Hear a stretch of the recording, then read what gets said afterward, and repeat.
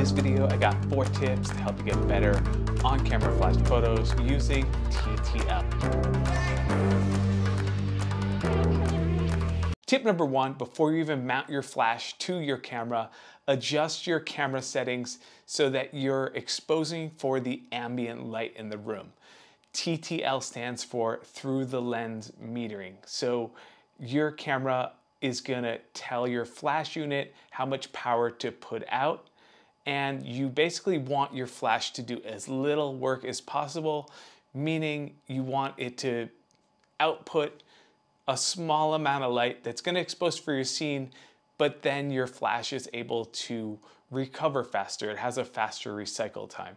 There are some things where you could use rechargeable batteries and that increases recycle time, but using a lower power is definitely the way to go to increase your recycle time and to use your flash as efficiently as possible. Tip number 2, get familiar with your flash's zoom. One thing to remember when using on-camera flash, your light source is fixed to your camera. So if you move closer to your subject, then you're gonna get a brighter light. If you move further away, then you're gonna have less light hitting them. So this particular flash, it's Canon's entry-level 270EX2. The zoom is just a little motion like this. You move it out. I have a Pro Photo flash here that has a control ring right here. It has an indicator whether you're zooming in or zooming out. If you notice that your subjects are a little too dark when you move away, you could zoom in or zoom out. This just adjusts the angle of your beam of your flash. Tip number 3, get familiar with your exposure compensation.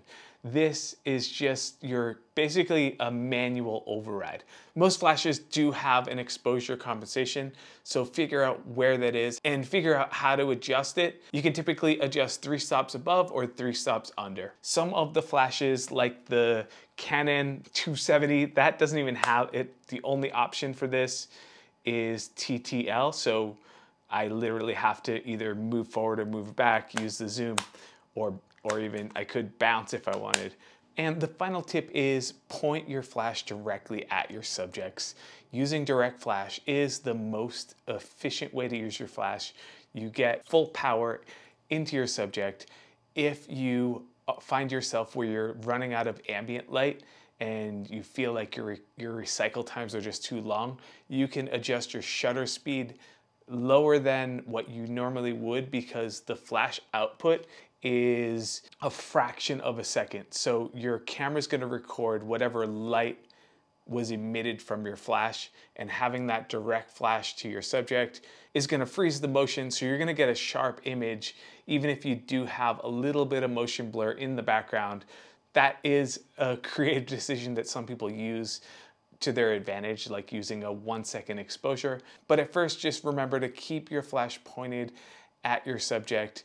All these tips for TTL work with the flashes that just come on board your camera. If your camera does have an on-camera flash that's built in, these will work. One thing to note is that you will get a little bit softer light using an on-camera flash that you mount to your camera versus one that's built in, just because the size of the flash is a little bit bigger.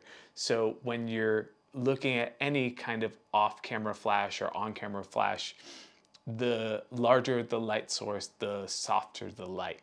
I know when I first picked up this flash, I thought it was garbage because it wasn't recycling fast enough. And come to find out, it was just user error. If I had set my camera up the right way, like in tip number 1, where I was exposing for the ambient light in the scene, then this would recycle right away. It's something that I am currently using in my event photography kit. I hope these tips help you get started with your on-camera flash journey. Next, check out this video. It's a couple tips on using on-camera flash, using diffusion, and getting a sync cable to adjust the angle of your light. I'll see you in the next one.